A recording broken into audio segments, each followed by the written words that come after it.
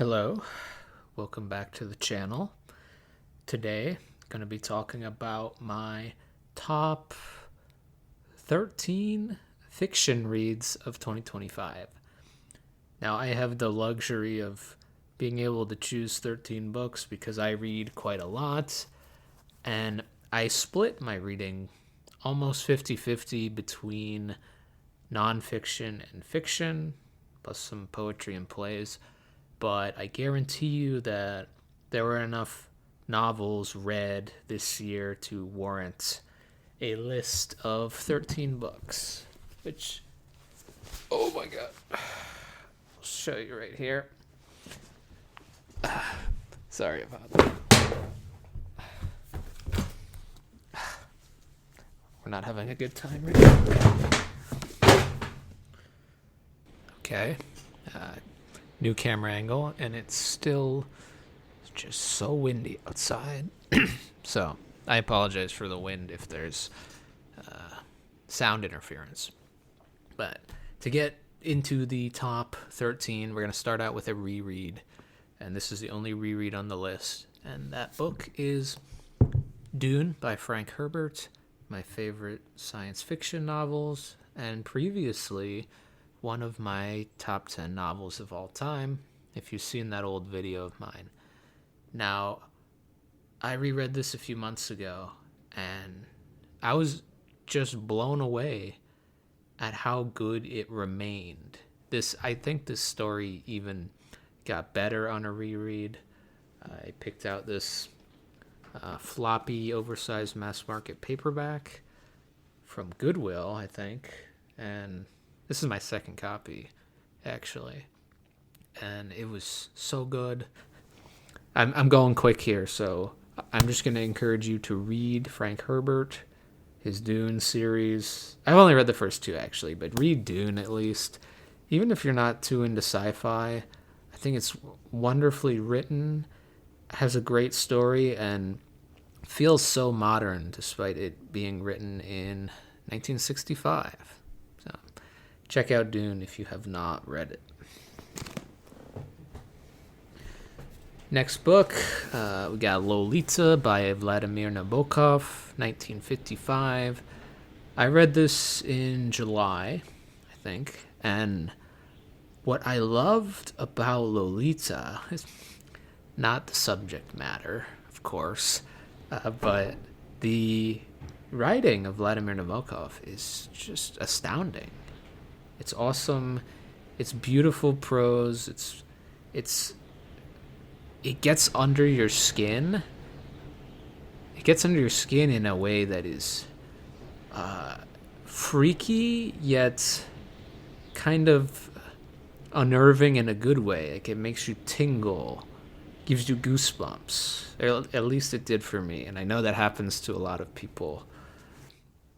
And it's an icky novel to read, but I would recommend this if you want to read something a little off but beautiful in the writing style. And of course, Nabokov satirizes the American culture and pedophilia in general. So it's not like he's endorsing any of the stuff that goes on here. Like, you can write about foul acts and foul people without saying that they're good. So, Lolita, a fantastically written book if you haven't read it. Next up, Emily Bronte's Wuthering Heights, 1847, Victorian-ish novel. This is a Penguin classic that I read, painting by Thomas Sutcliffe on the cover, and but really fantastic novel. It doesn't feel like it was written in 1847 at all. Just even though these people are so terrible and nasty, it's a captivating story. It's published a year before Emily Bronte's death in 1848. All right. Next up, we got Agatha Christie, and Then There Were None. this was a really surprising hit for me because I usually don't read murder mystery. This is my first Agatha Christie, actually. And after I bought it, I sat down and I didn't get up until I was almost done with the book. And the reason that I didn't finish in that one sitting is because I was called to a family dinner while I was on vacation. So, of course, I obliged because I didn't want to be a total recluse. But I would have finished this novel in one sitting had I the time. And, man, this enthralled me from the very... I don't know about the first page, but the first 10 pages, I was locked in. It was awesome. This is a murder mystery about 10 people who are summoned to a private island in England, and one by one, each person there is picked off, or you eventually find out murdered. But it was so fun to try and figure out what was going on, like why are people being murdered, who is murdering them, where are the owners of the island. So I had a great time with this. It was, just for pure entertainment value, 5 stars. It's from 1939.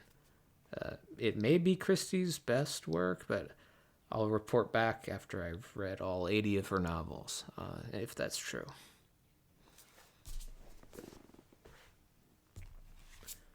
All right. Next up, I read this month, The Epic of Gilgamesh. This is a little mass market paperback from Penguin. I know that they have updated versions now. I actually saw one in a Goodwill yesterday, and I almost got it, but it's the same translation. And this translation is done by N.K. Sanders, Nancy Catherine Sanders. She was a 20th century, how do we say this? Ancient civilization archaeologist, translator, sort of thing. And she did this Epic of Gilgamesh, published in 1960, I believe, in a prose translation. So Gilgamesh is technically an epic poem, but this is a prose translation, and Sanders technically didn't translate it from the source material, like the tablets that we've uncovered, or that people have uncovered. She based her prose translation on a mix of Akkadian and Sumerian prior translations in English, I think. But this book has 60 pages of introduction and then 60 pages of the actual Epic of Gilgamesh.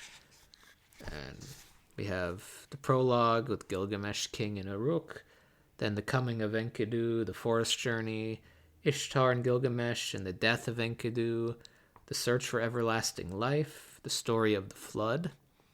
There's a sort of Orpheus / Noah, biblical Noah character in here, and a similar flood deluge myth of Mesopotamian origin that is interesting to compare to the biblical flood in Genesis.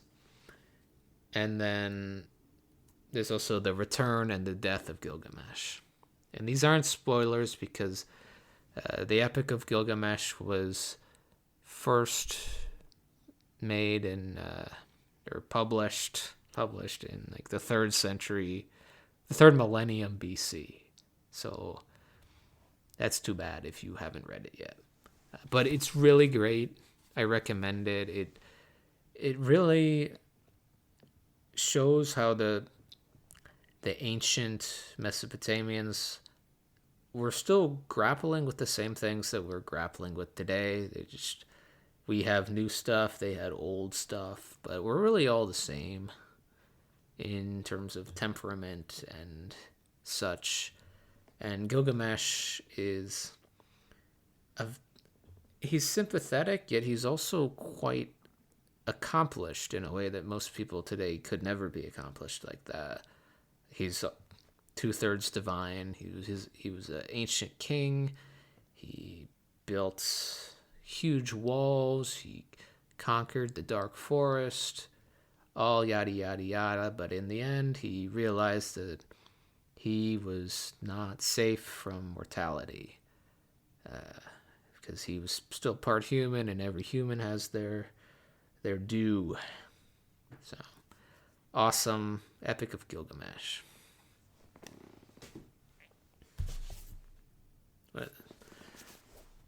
So here we have No Country for Old Men by Cormac McCarthy.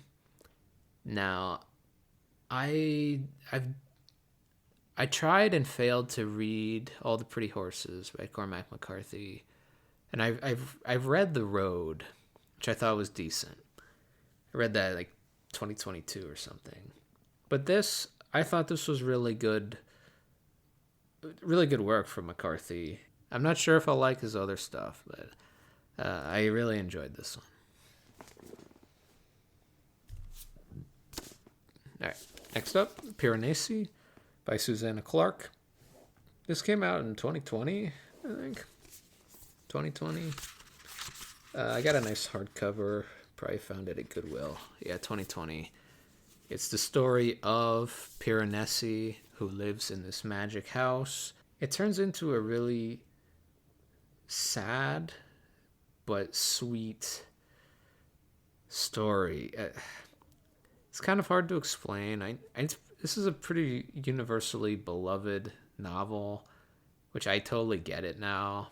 Piranesi is such a sweet and like naive character. Is like totally good in this kind of slow and I'm not gonna say like mentally deficient, but kind of. But this is a great book, and I recommend it. Piranesi. All right. Next up, we got John le Carré's The Spy Who Came In From the Cold. This is le Carré's third novel. I was lucky to find this at a used bookstore a couple weeks ago. I didn't read in this copy. I think I read it from the library or something. But this is an old mass market paperback. And this is an espionage work. Now, John le Carré, most famous for his George Smiley books. I mean, and this book, of course. But this book is not a George Smiley main character book. Smiley appears in this book. Smiley is le Carré's kind of short, fat, bald spy who does spy things. I haven't read all the books, so I don't know his deal for certain. But in the first two novels that John le Carré wrote, Smiley is the main character, and he's doing some like mystery espionage detective work. But this, The Spy Who Came In From the Cold, follows Alec Leamis, he's basically a washed up spy at this point for the British, and he drinks a lot, and he's on the outs with MI6. Is that right? They call it the Cambridge Circus, or the Circus, and because that's where their headquarters are in the book. And Leamis gets roped into this really intense and twisty web of double, triple agents trying to spy on Cold War Germany. Awesome novel from John le Carré. His best out of the first three. I haven't read any more of his other than the first three, but I do recommend this if you want to give espionage fiction a chance. Okay. Next up, The Ophiuchi Hotline by John Varley. This is a 1977 science fiction novel. And first of all, I thought this story was great. It features cloning where you can, if you've seen or read Altered Carbon, this is kind of like the cloning in Altered Carbon before Altered Carbon. That's a novel by Richard K. Morgan, which I thought was solid. But this, we follow Lilo Alexander Calypso. That's her right here. These are some of her clones. But she was a genetic engineer who did dastardly things and, of course, got arrested and sentenced to death. And she gets broken out of prison by this caricature of Boss Tweed. It was like a gangster from like 100 years ago or something. Except the character looks and acts exactly like the old Boss Tweed, which that was the one weird part of the novel. I didn't know why we needed a Boss Tweed character named Boss Tweed. This takes place in the 27th century. Earth has been invaded by weird creatures from Jupiter, so Earth is off limits, but humanity has gone to the rest of the solar system with help from this like alien telephone line called the Ophiuchi Hotline, which has beamed information to Earth or to humans as a way to help them out with technology advanced technology that they can use to colonize the rest of the solar system and survive without Earth. So the Ophiuchi Hotline it's this, I don't know, it's like a radio signal or something, but it's located out in the hinterlands of the solar system. And the crux of the story is that one day the Ophiuchi Hotline stops giving information and it seems to send this like phone bill saying you owe us for the services that we gave you, and something bad's gonna happen if you don't give it to us. So Lilo Alexander Calypso, while being cloned by Boss Tweed, a lot of times gets wrapped up into also trying to figure out what's going on with the Ophiuchi Hotline. And I love this. I burned through it. I want to read it again just to kind of get a grip on what's going on, because Varley plays with a lot of things that usually when an author plays with too much, I don't like the novel because it's fractured. But here, I think it was done really well. So I don't know if this is in print, maybe, but John Varley, the Ophiuchi Hotline. Four more books. Next up, we got Brave New World.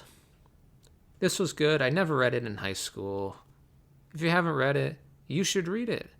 It's kind of the opposite of 1984, where this dystopian world in Brave New World is predicated on universal pleasure. People are kept down by pleasure. There's a drug called soma, which makes you feel good. People are always taking soma to feel good. And because they're feeling good, they're not questioning what's going on. So that's the gist. If you haven't read it, most people have read it or heard of it. But if you haven't, give it a go. Aldous Huxley, 1933, 32, one of those. 1897, Dracula, Bram Stoker, vampire novel, not the first of its kind. Carmilla by J. Sheridan Le Fanu came 25 years earlier, and over a half century earlier was John William Polidori's story of the vampire. I won't even get into that, but this is one of the most original vampire works. It is the book that we derive so much of our current vampire lore from, in terms of like Twilight and any sort of vampire fiction. A lot of this stuff comes from Dracula. Now, this is an epistolary novel. It takes place in the form of letters and journals and newspaper clippings and such. This is great. It's a little slow being epistolary in format, but the Bram Stoker's writing is awesome, and it's such a fun experience to know that you're reading one of the original vampire stories and to have it actually be entertaining. It's great. And the ending is powerful and emotional. And yeah, Dracula. Read it if you haven't. All right, penultimate book, Larry McMurtry's Horseman Passed By. I did a full video review on this for BookTube's June on the Range. I'm just going to link that. This is one of Larry McMurtry's Thalia, Texas novels. It's actually his debut novel. I thought it was beautiful. I recommend it. I haven't read Lonesome Dove, but I can recommend this one. And last, I'm going to say this is my favorite read of 2025. And I just read it a week or two ago, but I don't think this is recency bias. This is Beowulf by Anonymous, but the Seamus Heaney verse translation. Now, I'm typically not a verse. I'm not a fan of verse. I've never gotten through Homer, and earlier this year I tried to read Chaucer, Canterbury Tales, and I couldn't. And I'm not sure if it was the verse or not, but I've been a huge failure with verse. And this verse translation by Seamus Heaney is impeccable. So Beowulf is an Anglo-Saxon poem dated around 1000 AD, but it's thought to have been composed earlier. And it tells the story of Beowulf, this guy. He's from the land of the Geats, the Geats. I don't know how to say that. In like central Sweden. And even though the poem is from 1000 AD or such, we're in 6th century Scandinavia for the actual poem. And it covers Beowulf's travels from the land of the Geats to the land of the Danes in Denmark. Getting the map so mixed up. But King Hrothgar of the Danes and the Danish people have been getting attacked by this huge monster called Grendel. Grendel at night takes over Heorot, the Danish mead hall, and he kills people, and he's been terrorizing for 12 years.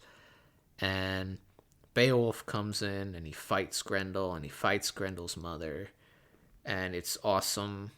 And this story is full of formal boasting. People saying, like, I'm going to do this. I'm going to slay the monster with my bare hands. And it's so epic. Heaney renders the laconic statements of grandeur, which seems ironic, but it is so laconic and it's awesome. I love laconic phrases. And the fight scenes are incredible. Seamus Heaney is a Nobel-winning Northern Irish poet, or he was, and this is so it has Old English. It's bilingual. It has Old English on the left and the verse translation on the right. They're facing each other. Now, I can't read Old English yet, but I do still recommend this Seamus Heaney version. If you have read Beowulf, like you read it in high school and it sucked, and you didn't read this translation, buy this and read it. And then the end of this story, it's not a spoiler. Beowulf fights a dragon in the third act, and it's really cool. And the ending, of course, is emotional. Yeah, one of the great Anglo-Saxon epics. I need to find a book about Beowulf dating, like the manuscript. When it's, who could it be attributed to, and which king would that be under? I think a lot of people say Alfred the Great, but I want it to be my boy Ethelstan. But that's beside the point. So, yeah. Anyways, those were my top 13 novels or fiction stories of 2025. Let me know what you thought, and let me know if you've read these and if you liked them or if you didn't like them. And I hope to do a nonfiction version of this at some point in the next day or two. So, yeah. Thanks for watching, and I'll see you later.